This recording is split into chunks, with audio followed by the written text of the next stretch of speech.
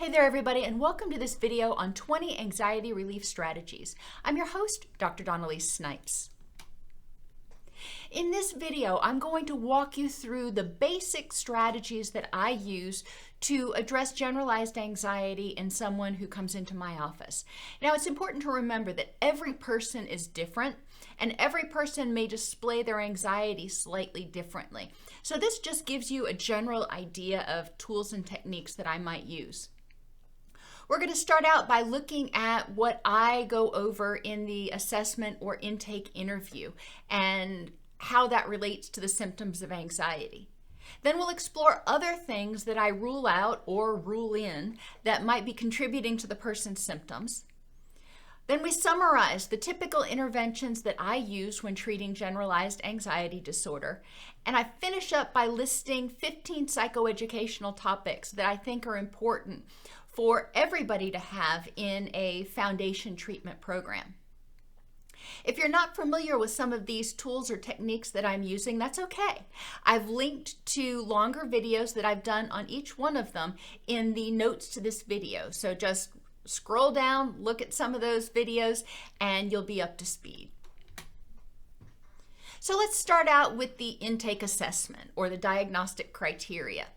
Remember, anxiety is a feeling, it's an emotion. So the first criteria for diagnosing generalized anxiety is excessive anxiety that's difficult to control on most days for at least 6 months about a variety of things.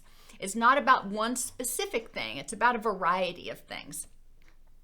It's also important to recognize that just like you wouldn't wait to go to the doctor until you had a pneumonia, you also are likely going to do better if you start addressing anxiety when you notice it instead of waiting until you're at a crisis point or until you accurately and completely fulfill diagnostic criteria.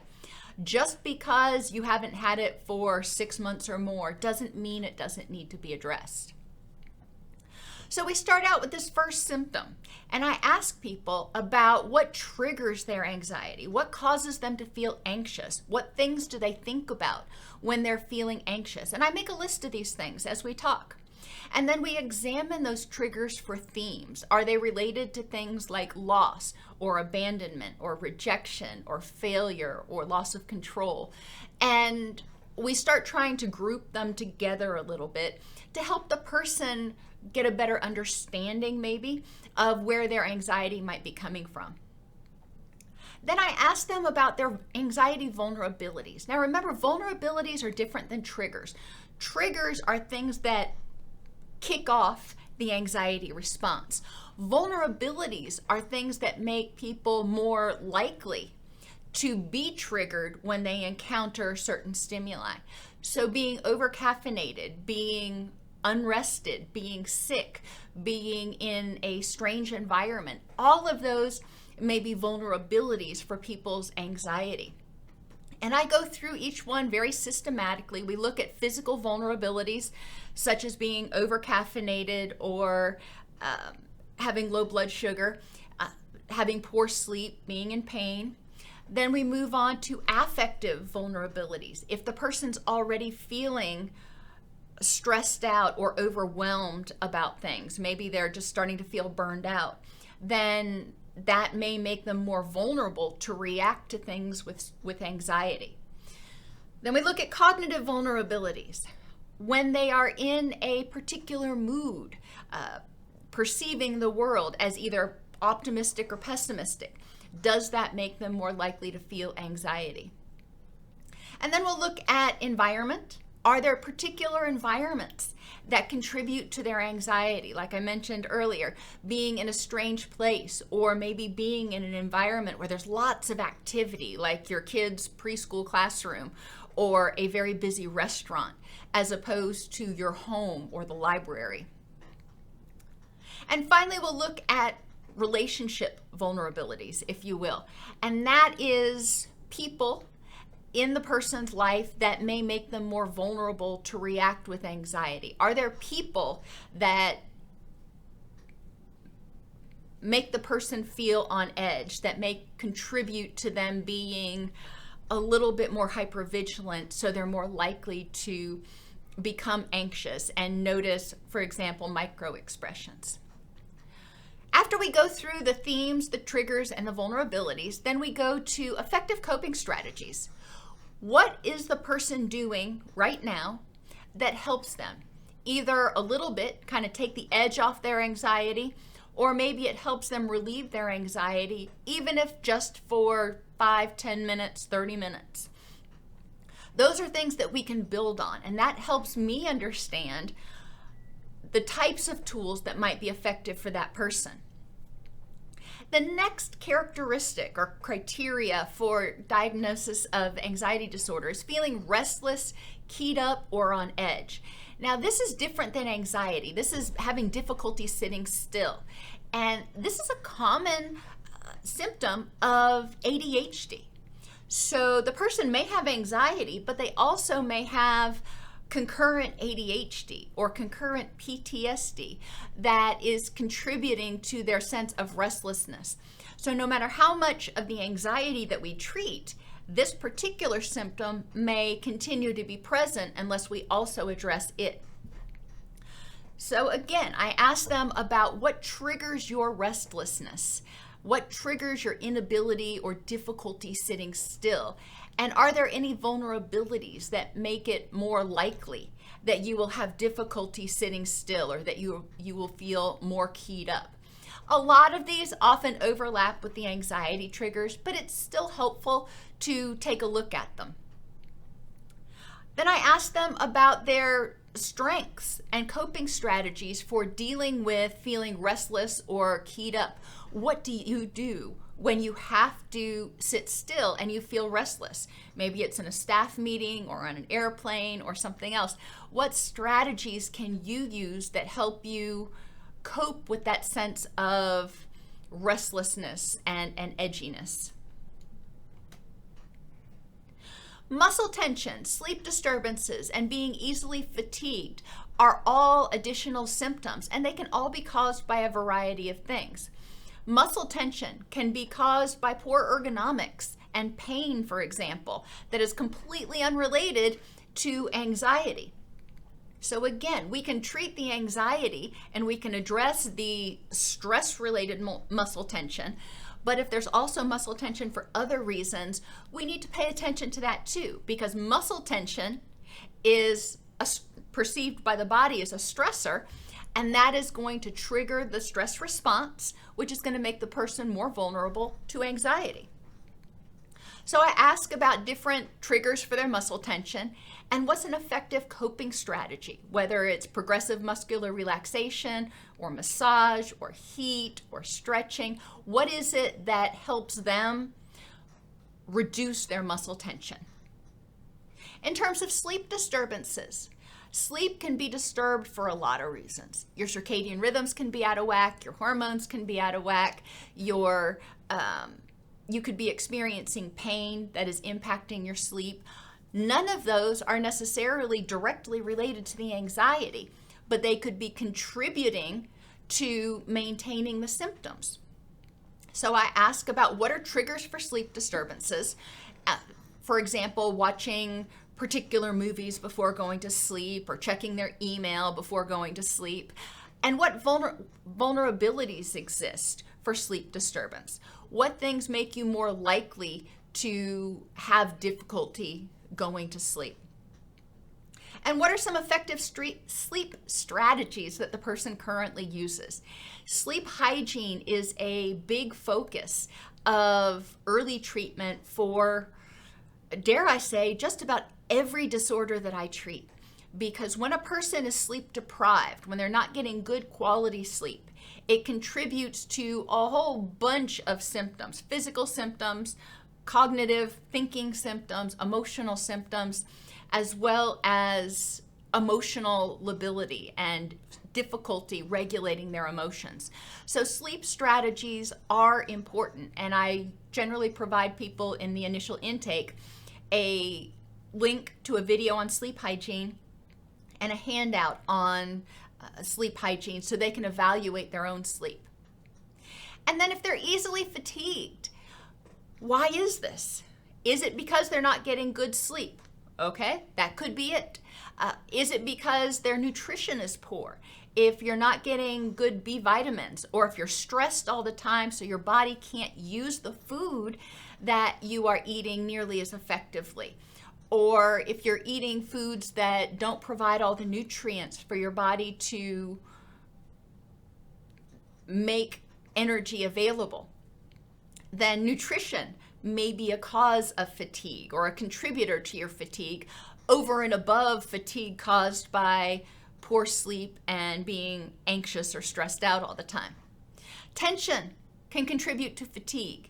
Even though you may not notice that you're holding a lot of muscle tension, holding that tension, keeping those muscles clenched, takes energy, and that contributes to fatigue.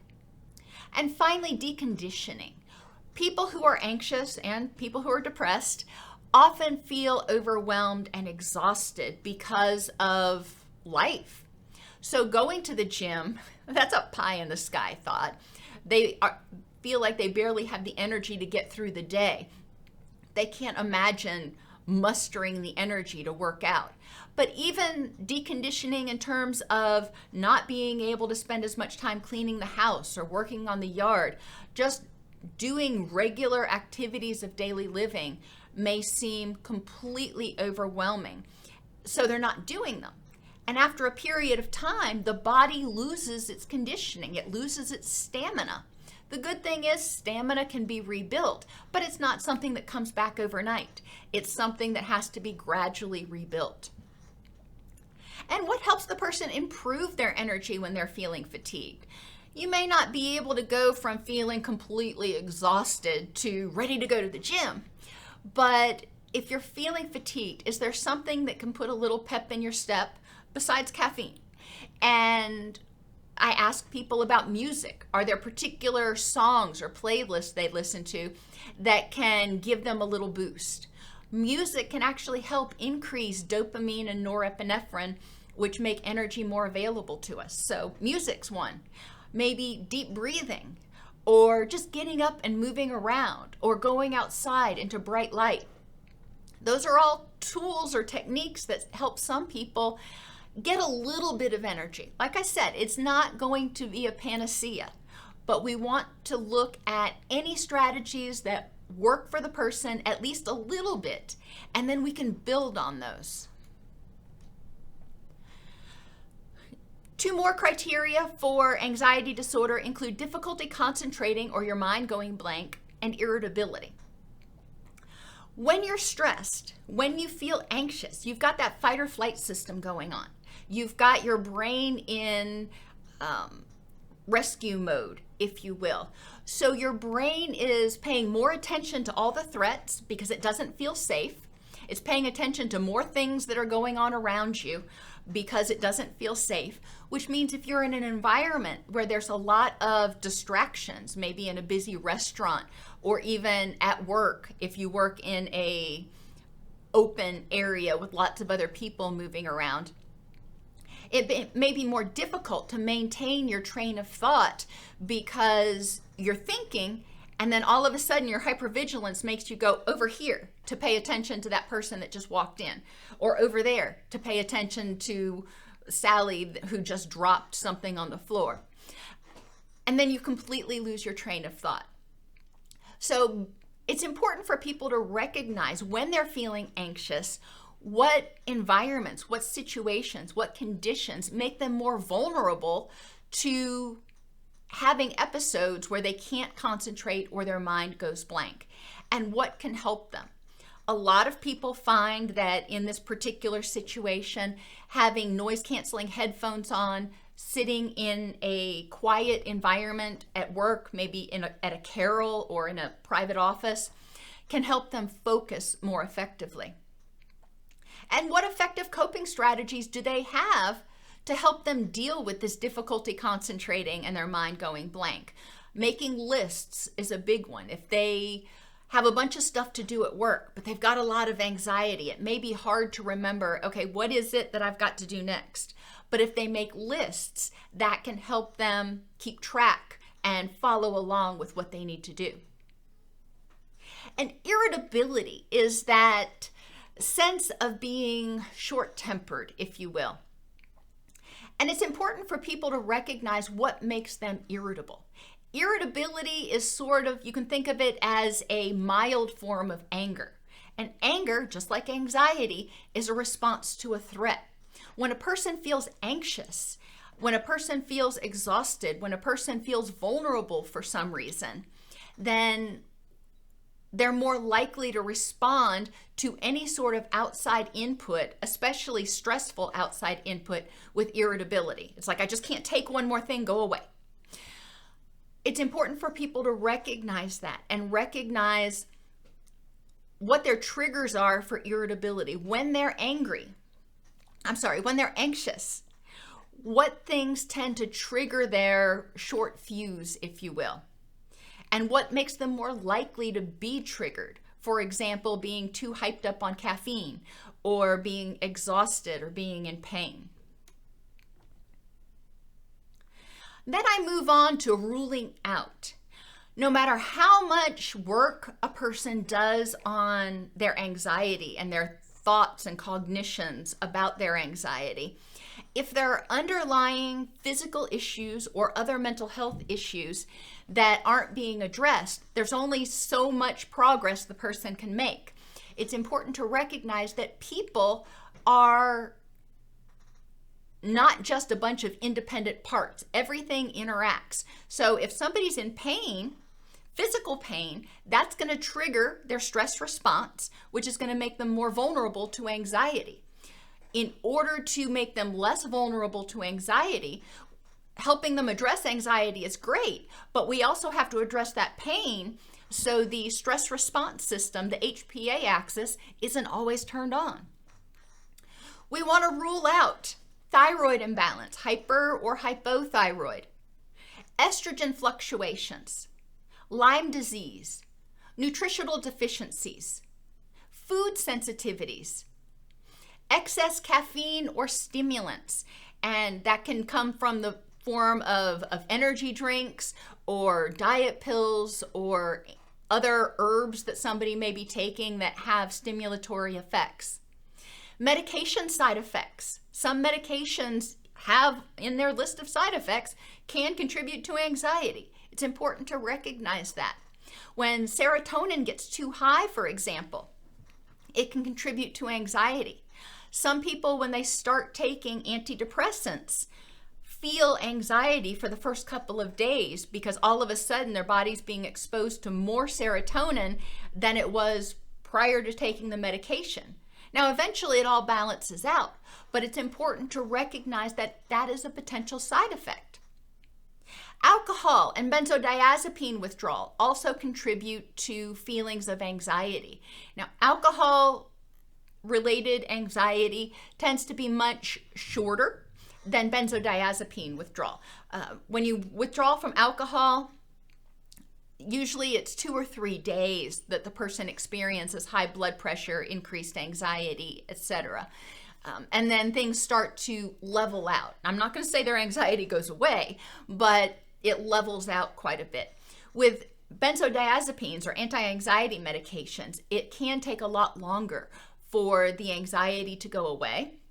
A lot of people also experience rebound anxiety when their anti-anxiety medication starts to leave their system.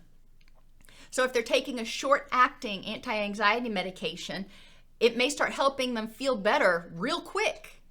But then as it starts to leave their system, their anxiety rebounds and it feels like it's even stronger than it was before they took the pill in the first place.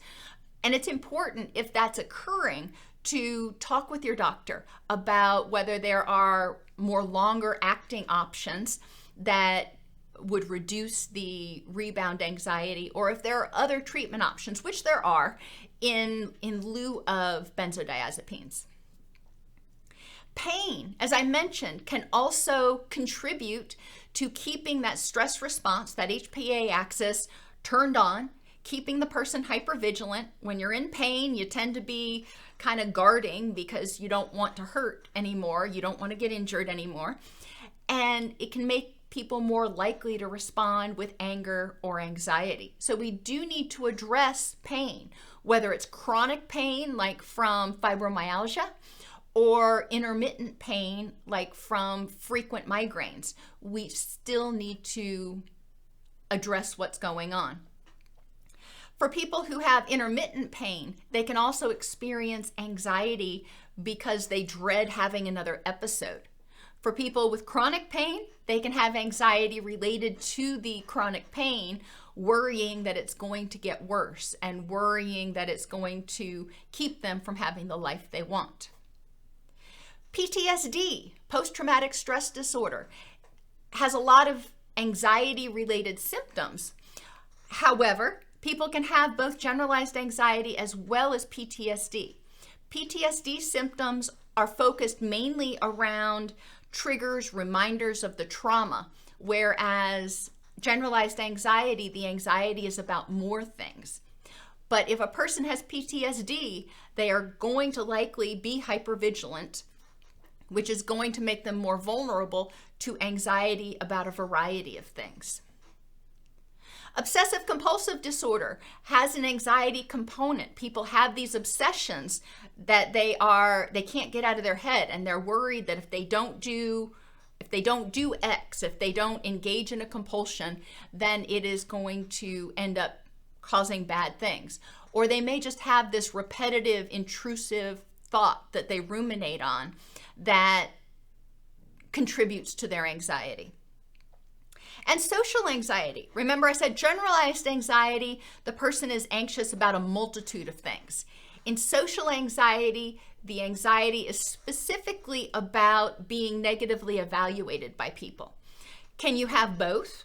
Yes, potentially. But we do need, if somebody has a social anxiety component, we need to make sure that we're addressing that in addition to the generalized anxiety. The general treatment flow that I go through with generalized anxiety. In this initial meeting, we have talked about triggers, vulnerabilities, and current effective strategies that the person uses. So I take all of those and I put them into a spreadsheet, and we look for themes, and I give the spreadsheet to the person so they are more aware. They can start identifying vulnerabilities and triggers that they want to address. I also refer people to their primary care to rule out physical causes and contributors like hormone imbalances, nutritional deficiencies, chronic pain. If they need to be or they want to be referred to a nutritionist or a sleep specialist, I also make a referral to those particular people at that point in time. I also have people start keeping a daily anxiety log in which they note the date, the time, the trigger or triggers for their anxiety, the intensity of their anxiety on a scale of 1 to 4, 1 being, yeah, I noticed it, but it wasn't a big deal. 2 is, I felt anxious, but I was able to get through just fine. 3 is, I felt really anxious, but I managed somehow to get through it and pushed through, but it was really, really hard. And 4, the anxiety was overwhelming. I couldn't, I was paralyzed. So date, time, triggers, intensity, duration. Did it last 5 minutes or 5 hours? And what interventions, what things did they do that helped to either reduce their anxiety or help them recover after the anxiety episode? And then henceforth, each week we review their anxiety logs. That's like the first thing that I do with people after I ask them, how's your week been? We look at the anxiety logs and I evaluate it for repeating triggers and repeating themes for their anxiety. Then we process at least 3 of their triggers for their anxiety. And I use the FCP method. What are the facts for and against your belief about this situation? What aspects did you have control of in this situation? And based on the facts and your ability to control the factors you had control of, what's the probability that this actually would have ended up being a catastrophe, would have actually ended up being a notable threat. That's where we start.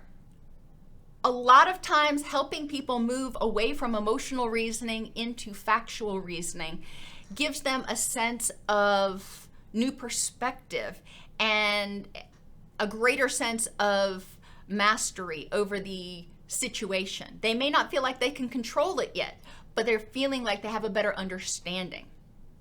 Eventually, as we go through the treatment process, people will learn about cognitive restructuring, dialectics, living in the and, purposeful action, and hardiness, and will apply each one of those tools as they learn them when we process their triggers.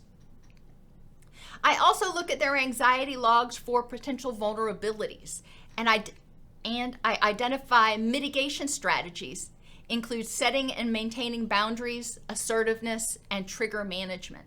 So for example, if one of their common triggers was interacting with their boss or interacting with their sister-in-law, then I would say, okay, what mitigation strategies could we use? How can you effectively set and maintain healthy boundaries and manage this trigger in a meaningful way? May not be able to completely prevent the anxiety, but how can we help you move from a 4, where you're completely paralyzed by your anxiety, to a 3, where you can get through it. It sucks, but you can get through it. And then eventually we'll get down to a 1. We discuss what tools have been effective in the past week. It's really important, in my mind, to help people identify and build on their strengths and realize the power that they already have, realize the resources that they already have that they may be taking for granted. And then I provide a video, handout, and worksheet on a particular psychoeducation topic. And it's important for a lot of people to have a video that kind of explains it and walks them through it, and then a handout or worksheet to apply it. Why do I do this for in-between sessions? Because I feel that people's money is best spent when they're in session with me actually processing stuff. The psychoeducation component, I think, is something, in most cases, is something that people can spend their time learning between sessions. I don't want to waste their money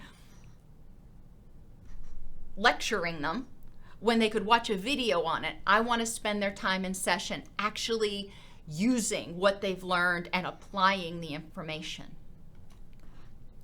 So the psychoeducation topics that I think are important for everybody to learn about. The function of anxiety, its connection to the stress response, and the impact of fight or flight on perception and problem solving. And I mentioned that several times in this video, that when we're in fight or flight mode, we don't pay attention to the good stuff. We are actually more aware of more of the threats in the environment because we are on high alert, so to speak, which means we tend to perceive the world as more dangerous. And because of all that, because of the glutamate and the norepinephrine and everything else in our brain, it makes it harder to think clearly. Our brain has tunnel vision, adrenaline haze, whatever you want to call it, that is geared towards helping us fight or flee, not think about all the possible options and problem solving. So until people can get into what Linehan called the wise mind, until people can get out of that high anxiety state, it's going to be difficult to problem solve. Then we talk about distress tolerance skills, which are the skills that people need when they feel anxious to help them remember that they can tolerate the distress so they don't feed into it by saying, oh my gosh, this is going to overwhelm me, I'm not going to be able to handle it. These distress tolerance skills help people feel more empowered even in the face of anxiety and can help them get into their wise mind.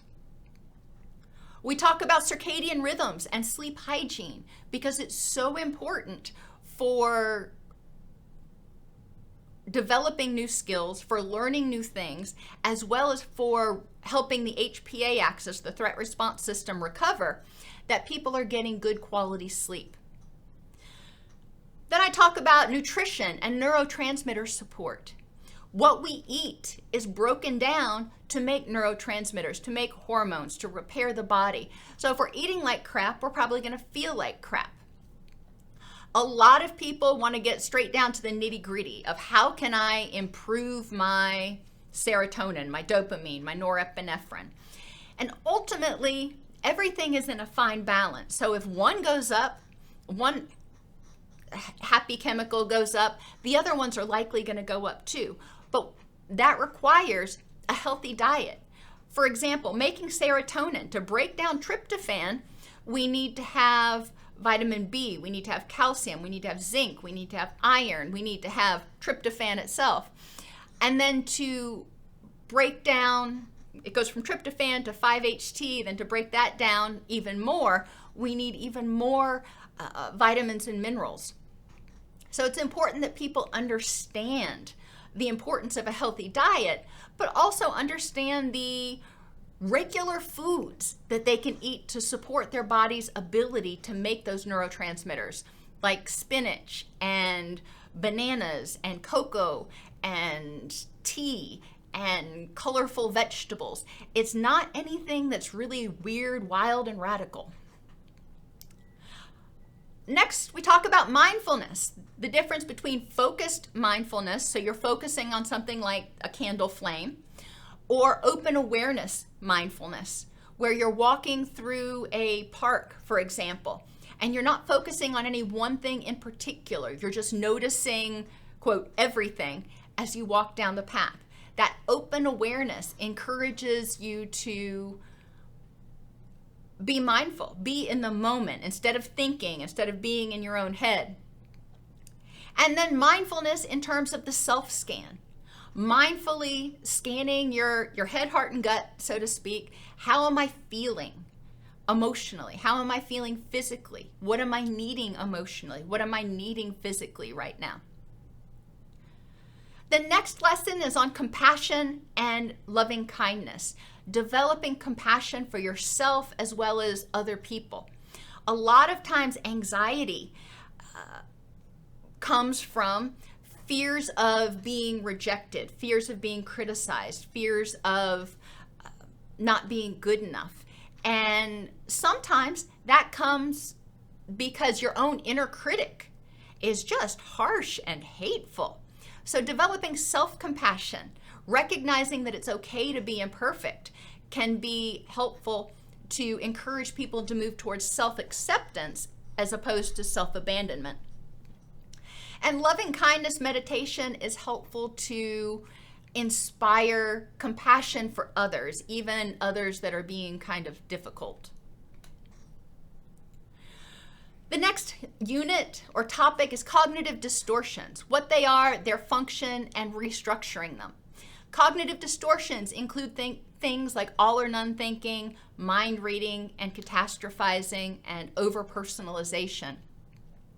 So we talk about how those thinking errors are likely thinking strategies that formed in childhood before you could think more critically, so to speak, and often remained unchecked. Then we talk about alternatives, such as looking for alternatives. Instead of thinking it always happens or it never happens, looking for exceptions.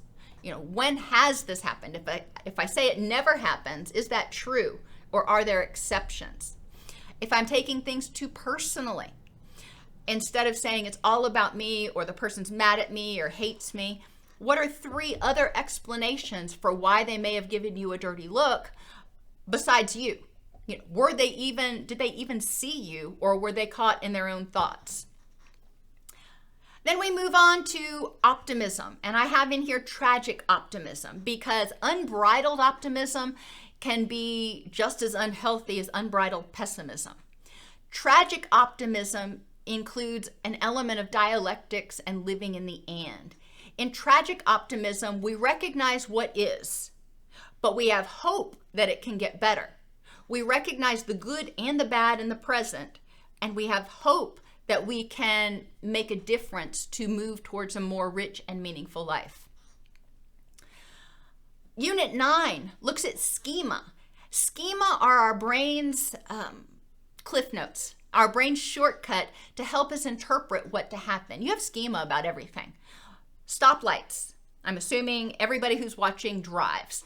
And so you have a schema. When you see a stoplight that's on yellow, you have a schema that tells you how to react. If you think that yellow lights are really long and you've got plenty of time to get through, then you're going to keep on going or maybe even floor it. If you think that yellow lights tend to change really quickly and you don't want to run the red light, then you're probably going to stop. So based on your past experiences with yellow lights, you're going to react in the current moment, probably without thinking about it. You're not going to sit there and go, okay, well, the last 3 times I came to this light, it changed really fast. It's just sort of an automatic process. That's the beauty of schema. It helps us do some of our things in default mode or on autopilot. Unfortunately, if somebody's been exposed to trauma or has been anxious for a long time, then their schema may have been altered to expect that the world is going to always be a dangerous, disempowering, unpleasant place. So it's going to be important to evaluate their schema. Back then, that may have been true. In the current context, at the current time, is this schema still accurate? If so, okay, how do we deal with it? If not, how can you adjust your schema? Relationships are the same way. If you've been in multiple bad relationships, you may expect that people aren't trustworthy. But that really sets everybody else up to be at a loss because you're just expecting they're going to behave badly. If you adjust your schema and you say, okay, in this context, at this time, with this person, are my beliefs about what's going on, are my expectations true, or am I just assuming based on other people's behaviors and past experiences?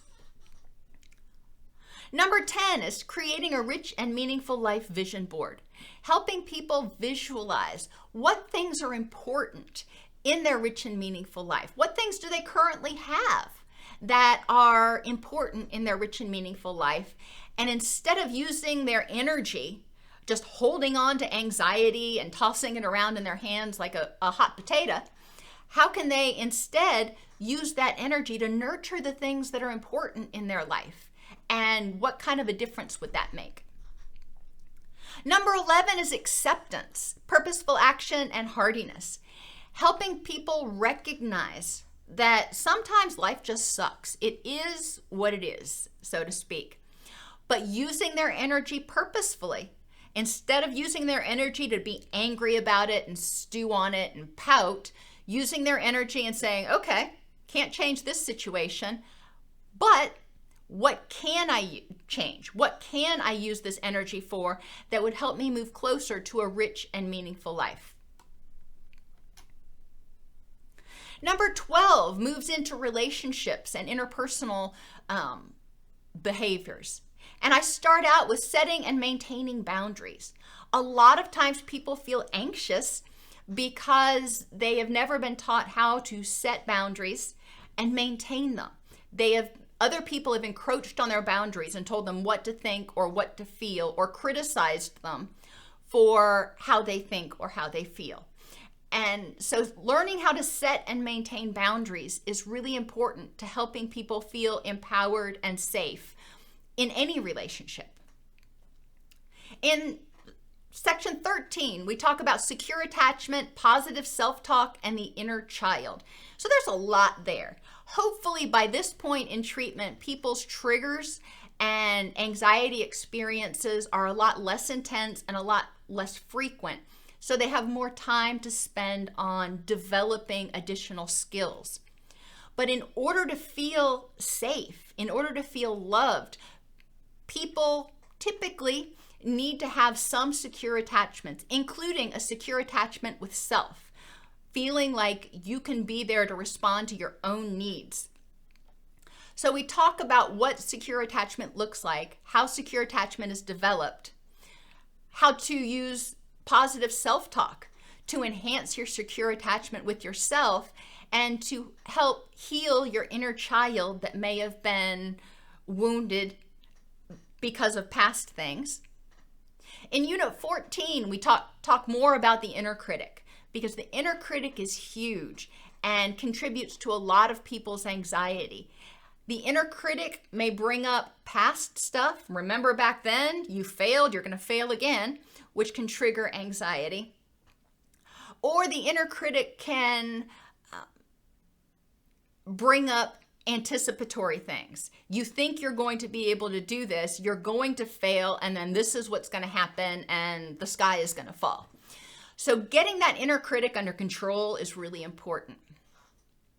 In 15, we talk about listening without defensiveness, because defensiveness is a anxiety, anger, threat reaction.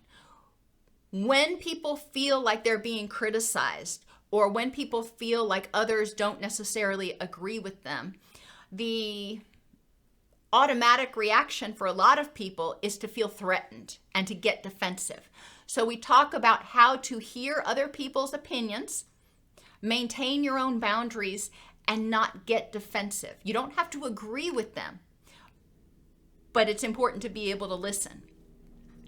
And then finally, in Unit 16, we talk about assertiveness. In order to feel safe and empowered, which is what you need to do to feel not threatened, to feel less anxious, it's important to be able to assertively communicate your thoughts, wants, and needs. So we talk about any barriers to assertiveness and how to assertively communicate what you need to others while still respecting their boundaries and maintaining yours. That gives you a general overview of the types of things that I go through in a 12 to 16 week treatment program with somebody who presents with generalized anxiety. Now remember, every individual is different, so I may add things like a unit on abandonment anxiety or a unit on grief and loss for people based on what the themes of their anxiety triggers are. But the skills that I have already gone over, the skills that I've highlighted in this presentation, I think are essential foundational skills for anybody to prevent anxiety and to deal with it when it does happen.